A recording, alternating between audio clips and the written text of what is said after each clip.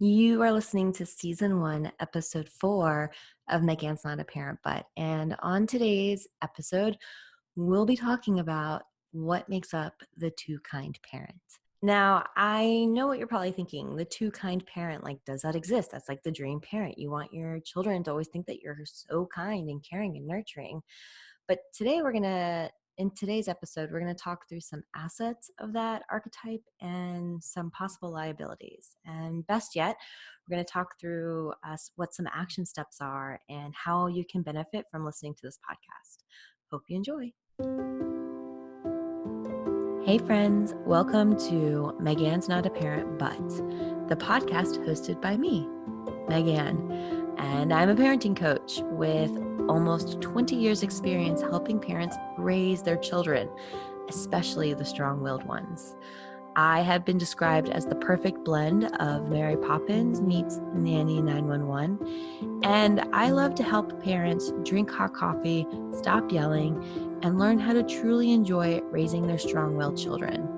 My goal is by sharing my views, my beliefs, and my tips that I can help empower you to parent more confidently in removing fear-based punishments and learning how to lean into the kind and firm approach of parenting with kindness. So glad to have you here. If you love what you hear, make sure to let me know by taking a screenshot and sharing on Instagram. My handle is Be Kind Coaching, and I love a tag. I like to say that it's my love language, and I want to connect to you. I want to know, what parts did you like? What parts resonate with you? What parts do you feel like everybody needs to hear? I want to know that. So let me know. So make sure to hit subscribe so that you never miss an episode. All right, without further delay, let's get into today's episode. Hey friends, so would it surprise you that like 95% of the results from my quiz, How Kind is Your Family, result in parents being the two kind parent? I think when parents go in to take that quiz, they think that because they yell, that they're definitely going to be the too firm parent. If you don't know what I'm talking about, let me just catch you up real quick. And there is a parenting style quiz that I created that's called How Kind is Your Family? And if you go to today's show notes, it'll take you to a page on my website that has the quiz link so that you can find out your quiz results. And the magic part is after you get your results, make sure to download the guide. There's like I think an 8-page PDF guide that goes with it that really just digs even deeper into these results so that you can like really hone in on where your work is, and more importantly, root into the intention behind doing that work. Kind of like what I talk about all the time is that it's not just about not yelling, it's learning what to do instead, and most importantly, why you're doing that, instead of yelling.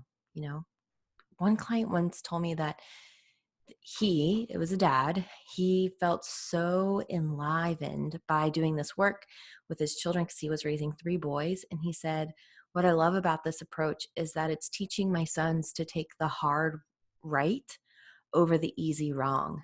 And that to this day, when I have to go into making a decision, and oftentimes a really difficult decision, I always ask myself, MegAnne, what is the hard right over the easy wrong? You know, where am I trying to cut corners now that's really going to set me up into a not so great space later down the road? And is it because maybe I need some help or need some support, or is it because I'm scared and I'm really wanting to do that, easy wrong? So yeah, that's the quiz that I am referencing. And if you haven't yet, I strongly encourage you to go check it out. So today I just wanted to kind of go into that archetype. The quiz breaks you into 3 archetypes: the two kind parent, which is more along the traditional style of permissive parenting; the too firm parent, which is in the traditional archetype, it's the authoritarian parent. And then the last archetype is the kind and firm parent, which is more of an authoritative parent. So there'll be future episodes that kind of break down the other archetypes, but today we're really focusing on the two kind, mainly because that's what like the majority of my audience has selected. So I wanted to dive into that one first. Okay, so how do you know first if you're being the too kind parent? I know maybe you're still wondering, like, is there such a thing? Like, isn't that actually like what we want? Isn't that why you call your business Be Kind Coaching? It's because being kind is like the true and honest thing. And in the essence, yes, but to be kind also means to have some sort of structure involved.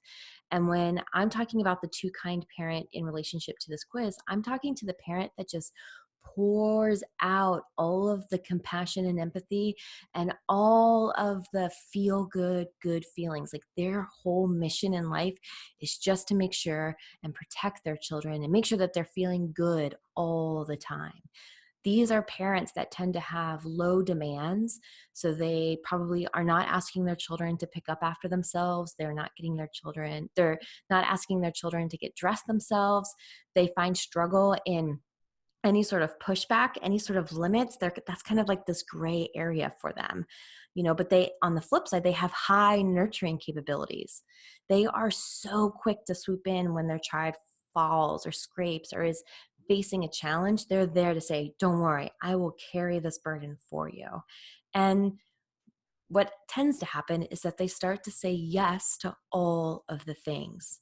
One, because they want to provide and they want to, be the fun parent. They want to do those things. They want to that's in their head. What, they want to do is to say yes. They want to be that fun, loving, you know, be a friend parent. But what ends up happening is that somewhere along the line, uh, you know, after this strategy is employed over and over again, it can become almost like a burden that you are expected to say yes. So when you start to say no, or you find a boundary that is challenging, typically as children grow older, they're going to ask for more and more expensive things and more dangerous things and more things that you're like, oh, I don't know if you're ready yet, and because they've been conditioned to only hear a yes from you, as soon as that no comes up, that will ping up an epic pushback. And it's that epic pushback that will snap the too kind parent. And that tends to be where they lose it and they scream, or they say things like, how dare you? Or, I can't believe you did that. Or, I do all these things for you. They start to breed into this almost resentment. But their goal is to, fulfill their child's cup. That's their sole mission. That's why they say yes. They love seeing their children happy and taken care of and getting along. And they're the opposite of the helicopter parent, the parent that comes in and swoops in like a negative way, like a very controlling parent. They, believe that children, can just be themselves and express themselves. So I like to say that this parent, they're always the good cop. And their like personal motto is kids will be kids, just let them be. Kind of like take a hands-off approach. Like it's fine. It's fine. So moving into like the assets and liabilities to talk through, like the assets in this is that they have like this high respect for children in their life. They're like, they know what they want. They can do it. I believe them. They know how to ask for what they want, and they're caring and they're nurturing, and they want to have their children feel great all the time. Like that's why they do it. And they want to be friends with their children. They think like, well, I grew up really kind of hating my parents, so I want to make sure that I'm the parent that my child loves to be around. And they do that through kind of always saying yes. So they also tend to, when it comes to these big decisions or these big moments, they'll bring their children in, but they'll bring their children into any major decision like, you get to decide where we go on vacation, or what are we going to have for dinner tonight? Or when is your bedtime? These are decisions that, yes, we can bring children in and get their input. But ultimately, like, you don't want to kind of give your child or a 4-year-old like the world map and being like, where do you want to go? They need some structure and some guidelines because they don't know these things yet. They're still learning. And it's our role to still provide that structure for them. The liabilities of this tends to result in a high rate of parenting burnout. So the too kind parent, because they're saying yes to all the things, like I said, those requests are going to get bigger.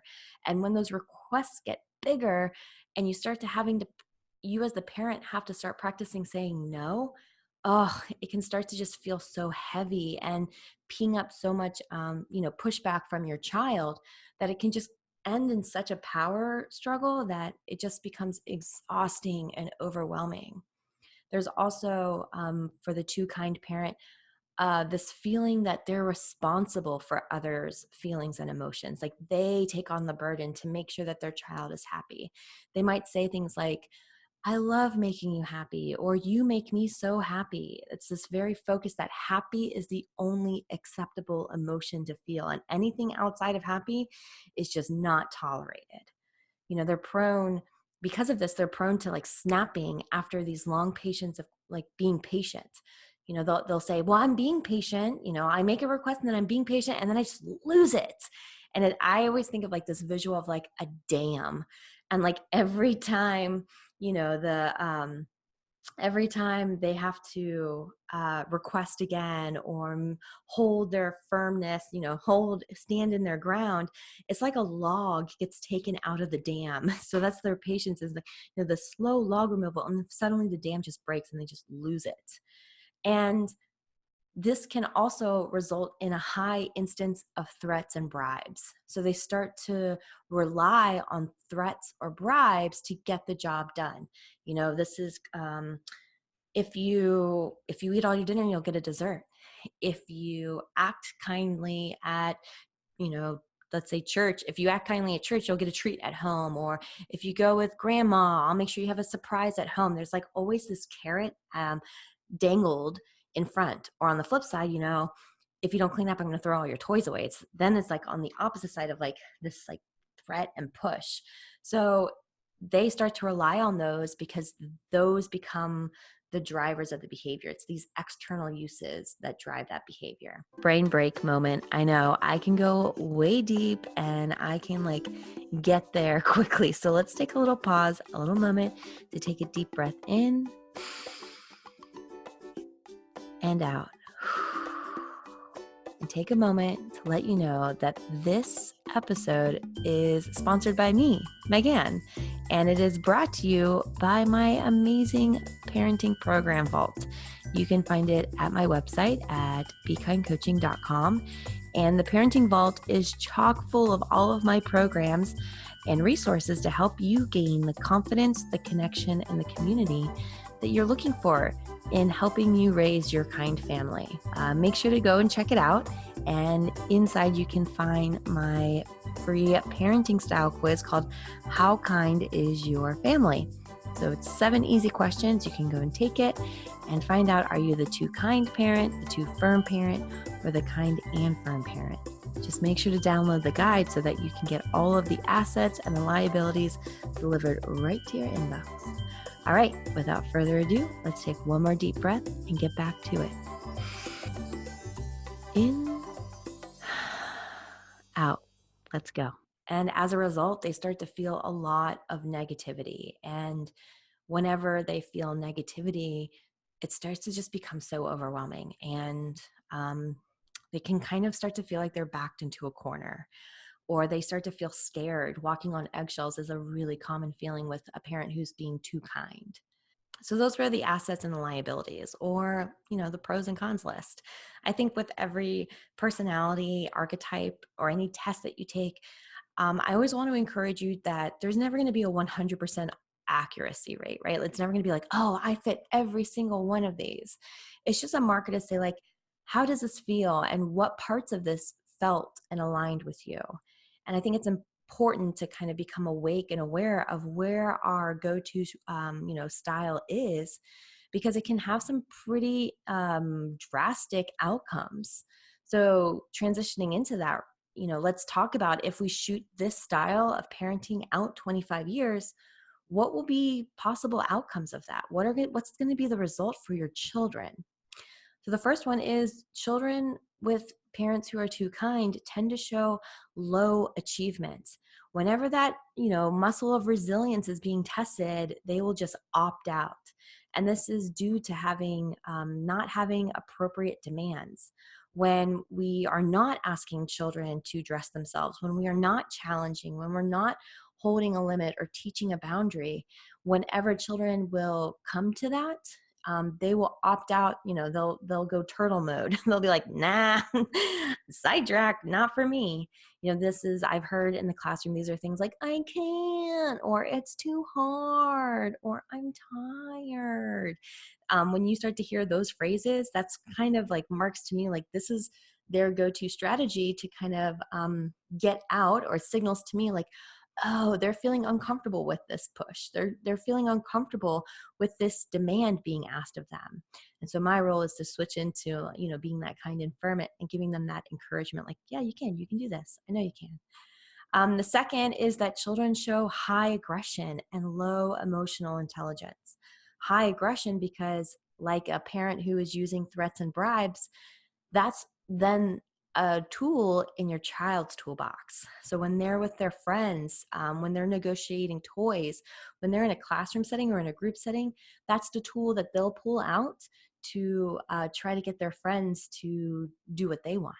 They'll start threatening their friends, meaning like, you know, oh my goodness, so common, if you don't play with me, I won't invite you to my birthday party. Or if you give me this toy, I'll give you my snack. I mean, kids start to learn how to wheel and deal these threats and bribes so quickly. And this is due to not learning what it is to hold a boundary or set a limit or negotiate, true negotiations. So they're going to act out wanting someone else to fix and rescue it. They're going to act out using the tools that they know. The third is that children may become comfort seekers, meaning due to not knowing how to feel these negative emotions or this pushback or this like distance, they're going to seek out coping tools to numb and distract. These are children who, when one of their friends says no, will run off to the corner and cry, which inherently is not a bad thing. Crying is not a bad thing. But when they don't know how to kind of communicate or connect, and they're always seeking like that trapdoor out, or kids who will just shut down instead of communicate or ask for help or seek support, they're going to segue in these coping tools that long-term aren't helping them get to where they want. They're not coming back. They're not swinging back after that cry and saying like, hey, I felt really frustrated. I just wanted to play with you. There's not that recovery piece that we talked about in episode 1. So the last one is children may show poor decision making. And this is due to not practicing limits and boundaries and disappointment. Disappointment is a huge one. Disappointment and knowing how to get through disappointment helps build grit and resilience and this drive to like persevere. That's found through this, practice through disappointment. And I always think about disappointment always rings the story from Kind Club, which if you've heard me talk about it, Kind Club is a nonprofit I run here in Richmond, an after-school program, and it's 8 weeks long. And each 8 weeks, we focus on a certain lesson, a certain step of the process. And in week 1, the goal is to build connection and community. And part of that is to come up with a Kind Club team name. All the children get to nominate. We talk about what nomination means, and then they get to vote. And somewhere along the line, like there's always undoubtedly a child who's like so like dead set that their name is going to win. And it's something always like Princess Bubble Pop Bubblegum. and they are, you can see it in their face and they're like, oh, this one's going to win. And then when we start voting, what I see is that someone, the group is trending towards a different name, and I start to see the emotions on this child's face. And that's in week 1, I'll say time out. And this is how I'll say it. I'll say, oh my gosh, guys, I forgot to talk about something that was super important. I forgot to talk about disappointment. And then I ask, does anybody know about disappointment? And a couple hands will raise, and we'll talk through what disappointment means and how does disappointment relate back to what we're doing. And we'll talk through how disappointment is an uncomfortable feeling because you're so excited that this is going to happen. And when it doesn't happen, you can feel really upset and angry and sad and this really big blend of emotions. And then we talk through like some strategies through that. And I think back to this one club where a little boy who was in first grade, he was that child. I saw him. He nominated something that he thought would get elected because there were a lot of girls. And so I think his name was like Princess Bubblegum Bubble Pop. And of course, it didn't. Like the girls were like, you thought, but no. And another name was winning, and I could just see his face was getting visibly red and he was getting angry. And then we introduced this concept of disappointment. And afterwards, after his name was lost, when he didn't win, he felt very upset. And in talking to him and in strategizing with him and helping to like regulate his emotions with him, gave him some new tools to practice, and he did. And the cool part about this was the second time that he enrolled in Kind Club, we did this activity, and I said to him, I said, Teddy, do you remember what everybody needs to know about this activity? And he goes, yeah, someone in this room is going to feel disappointment. And last time it was me. So if you feel disappointment, I can help you. And I thought, oh my gosh, what a level unlocked for him. This was a dead end. This was a frustrating place for him to be in. And once he was, up leveled and given the tools, then he could practice them on his own. And here he was practicing them in a similar situation with a lot of support and guidance and space. And then he extended that invitation to another person in the room. And I just was like, it still gives me chills thinking about it. And yeah, I just love it. Like, when we can help children get through these big emotions and teach them that they're not wrong, they're not bad, you're right, they don't feel good, and we can validate them, then we can help give them, the tools to get through them. Oh, so they don't get stuck in them. So good. So finally, what I want to talk through is just like, how can you improve? Like, if you're like, oh man, I am the too kind parent, everything you've said, I've done, I hear myself in this podcast episode. The first thing is like, don't judge yourself. This whole platform is in our, based on those 5 agreements in the preseason episode 2. Agreement number 4 is that there's no bad parents. And agreement number 3 is that we're going to learn through our mistakes. And so if you are hearing yourself and you're starting to get those pins and needles, like, here are some ways that you can improve. So the first is to work together, maybe have a family meeting, work together to create a collaborative house rules. Like, what are the house rules that have to apply to everyone? And that's the key, that house rules are not to be used against your children. They're to be used in combination with your children. So think of things like screen time limits, routines, maybe having a calendar to get everyone all on the same page. And again, the important part is that this has to apply to everyone in the family. So if we're saying screens off for dinner, that means you too. That means no scrolling through dinner time. That means your phone gets put away, because you're modeling what you want to see. You're buying into this. You're sharing the power in this and saying, like, this is us as a family because we're doing this together and connected. The second is to start using choice language. So starting to incorporate the word choice into your language. So saying things like, that is your choice, or I trust you to make the right choice, or you've made this choice, or what choice would you like to make next time? This helps illuminate that there was a line that got crossed and that they can make the decision to respect it next time. I also like to flip this again. This is for everyone in the house. Choice language is powerful because when we're using it with children, they're going to use it back to us. And I have been told that it was my choice several times by children. And it's that mirror that they so eloquently hold up to us every single day. The third is to practice safe failures, which we learned about all in the last episode. Allow your children to feel disappointment safely.